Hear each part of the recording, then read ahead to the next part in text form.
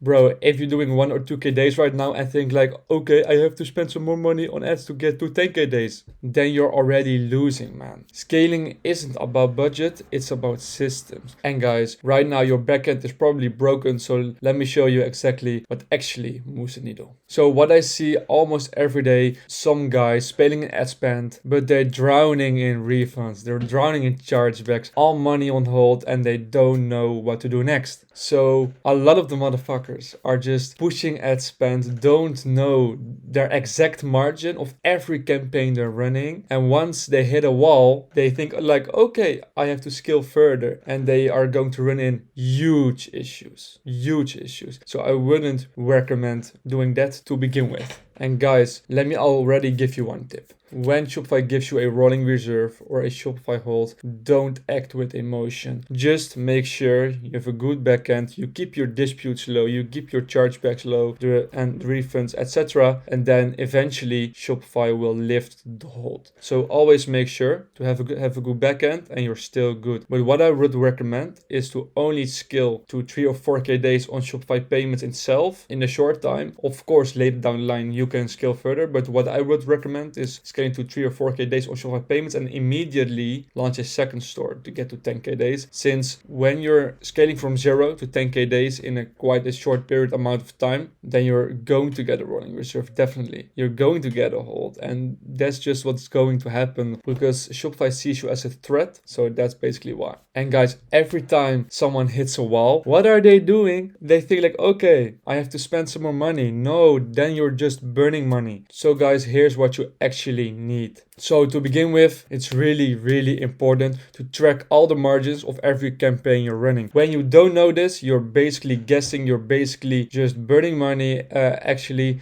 since you already know your overall ROAS, right? But you don't know where the issues are. You don't know what you need to change in order to, for example, go from a 20% gross margin to a 30 or 35 gross margin. So that's why I always use the daily ROAS sheet. Guys, I've already mentioned it in previous videos, but this is the one of the most important tools when scaling on Facebook ads. It's really important to track everything down. It's really important to track down all the costs you're having for every product. Track every break-even ROAS, to track the ROAS every day, to see like, okay, what is this margin of this specific product, of this specific campaign for every day? And it's also really important to track everything down that you're doing for the campaign. So for example, you're going to scale it with 20%, or you maybe am going to scale it with 50%, or you're going to add some new creative, or you're going to add some different scaling strategies. Really important. Also write everything down here. And why is that? Because every decision you make on your campaign or every action you take is going to affect the campaign. So it's really important to track everything down so you can also know why you have a specific kind of performance, right? So really important to have this sheet. It's really important to track every campaign down, because when you're not tracking shit, you're just guessing, you're just gambling, and then you're not actually running a business, guys. So really important to always track this. And what's also really important, guys, to never scale below 30% gross margin. I see this happen way too much. Guys that are still scaling on a 10% gross margin think like, oh, I'm making money, haha, and this and that. No, only scale on a 30% gross margin. Of course, when you're, for example, in a market now like the Netherlands, you can also scale on a 20%. Since refund rates are lower, you almost have no transaction cost. But if you're running on a private payment processor, still I would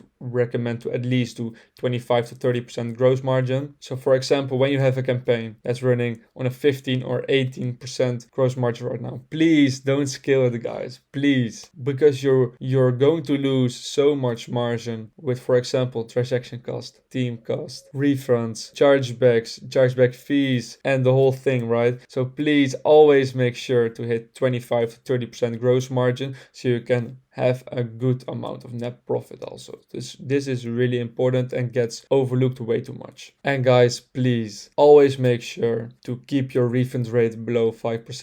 And how are you going to do that? With using this sheet. Guys, if you're ignoring customer service, then you're basically signing up to lose. You're basically signing up to get a hold, right? Always make sure to keep your customer service in check, and also already hire a customer service agent from where you're already doing 1.5K a day. So I would really recommend that to begin with. Secondly, please make sure to use this sheet. or use a sheet that looks like this. So you can track everything down, like, okay, what was the issue? What was the solution offered? How much did we actually refund? For which store was it? And was the credit card payment? Was it the PayPal payment? Which order was it? What was the issue date, right? This is really important, because when you're not tracking the refunds, when you're not tracking the solutions, when you're not tracking what's happening, then you're basically already losing, and then you also can't improve. And when you track everything down, it's way easier to keep your refund rate below 5%. For example, when your customer service agent isn't doing as good as a job, then you immediately see it and immediately know when to step in, right? So this is really important, and always make sure also to improve your customer service, right? Because, for example, in the Dutch market, it's really not necessary to give full refunds, right? It's not necessary to give 70% refunds when you have everything in check, when you have your backend in check, when you have your quality, your sizing in check, and also your customer service. So really make sure to do this. Really make sure to use a sheet like this. Also really good to see total overviews with the sheet. Please make sure to use a good refund sheet. Guys, what's also really important is to know your balance. It's really important to know your balance because, for example, when you're hitting a rolling reserve, then it's really important to exactly know how much cash flow you have. So you exactly know how much you can spend on ads, and you also exactly know how far you can scale with the current cash flow that you have, right? So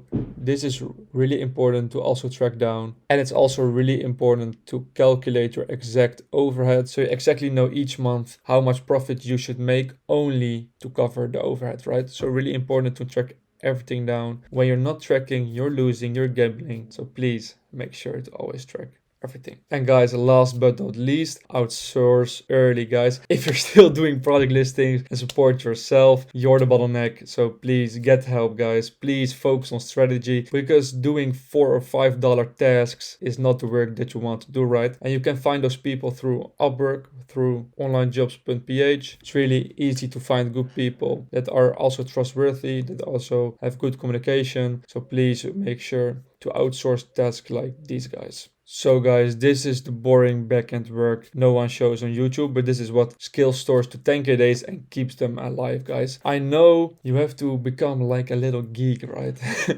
To really make sure that your backend is locked in, to really track everything down and to really track your numbers, but this is one of the most important things in the whole ecom scene. So really important, guys. If you're still stuck at 2k a day with no profit, it's not pushing more ad spend, guys. It's structure. Really important. So guys, this is the stuff I really wished someone told me when I was still a beginner, when I was still burning money. So guys, if you have any questions, make sure to drop them down below, or you can also DM me on X. I'm always happy to help, and then I will see you guys into the next video. Ciao.